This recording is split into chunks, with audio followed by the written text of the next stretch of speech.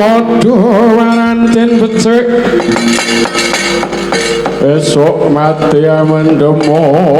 baris baris kang prayitno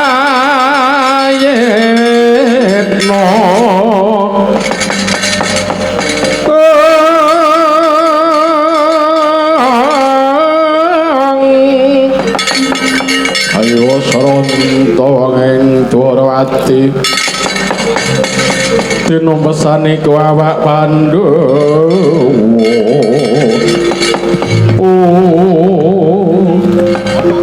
wala dalah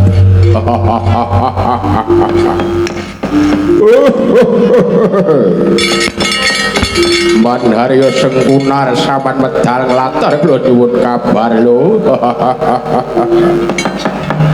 Mbak Haryo Sengkuni saban medal njawi kula nyuwun werdi kados pundi pawartane Mbak Haryo ingkang paduka miyos saking Stinggil Binaturata Raja ing Amartala najan putra paduka kula pun Karata marmogi jumadung dawuh paman wigatos sing pasewakan dinten mangke najan kula inggih mekaten paman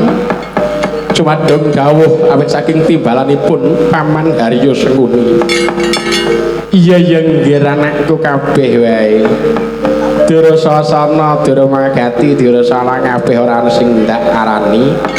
kator Karata marma Citraksa Citraksi lan kowe Swatama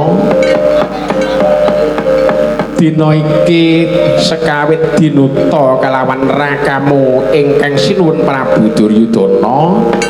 supaya mundhut ngampil senjata telu kang mapan ana praja ing Amarta wis kelakon aku munggah Stinggil Binaturata kelawan wae gondel ana Stinggil Binaturata aku blaka kandha panane karo sinuwun Prabu Wunta